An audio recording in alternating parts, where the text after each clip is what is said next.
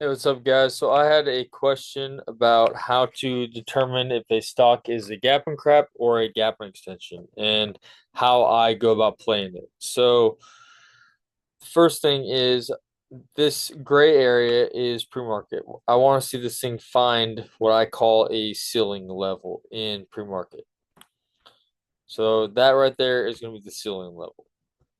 Then what I want to do is how I play it.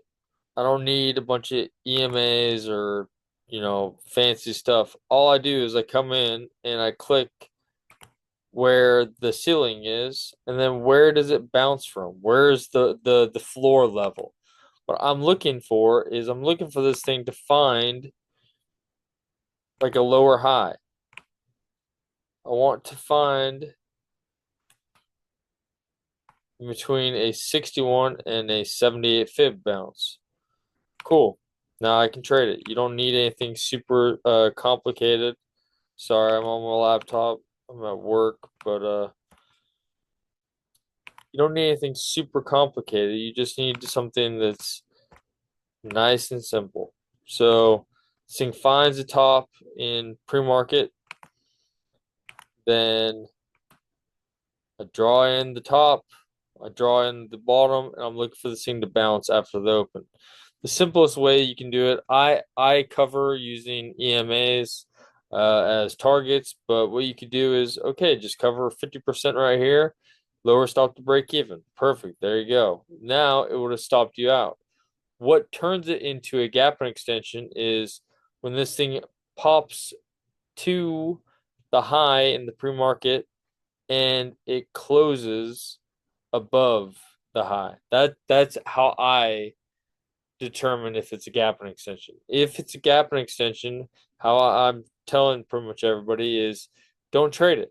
Just leave it alone. If you're a beginner, just stick with gap and crap. And that's literally all you need. You don't need to be doing, 40, 50 different setups. Just worry about the simplest thing, the low hanging fruit.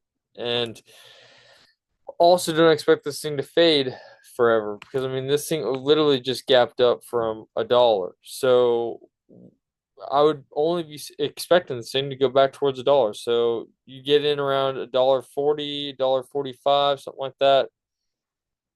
Okay, you make, say you cover half at $1.20. Okay, so whatever your share size is, you cover half here, and then if you want, yeah, hold the rest for $1. If not, you know, cover everything here. If you do cover some, what I teach is set your stop to break even. If you already made a little bit of money, the last thing you want to do is give anything back. So the second I take profit, I lower my stop to break even, and that's a very simple way that you don't have to get into, oh well, it has to have this percent of pullback or that percent of pullback, or you can get all sorts of complicated with this thing, or you can make it super simple.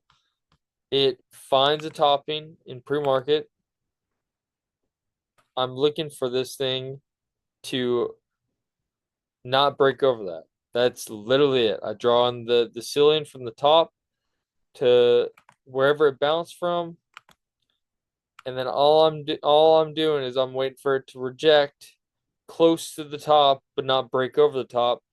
I take my short, I cover half or whatever you want to cover, and then I lower my stop to break even. And then the rest, I set a range order and I walk away. It can literally be that simple if you let it be. So that's how you determine whether or not a stock is a gap and crap or gap and extension, and how I personally go about playing it.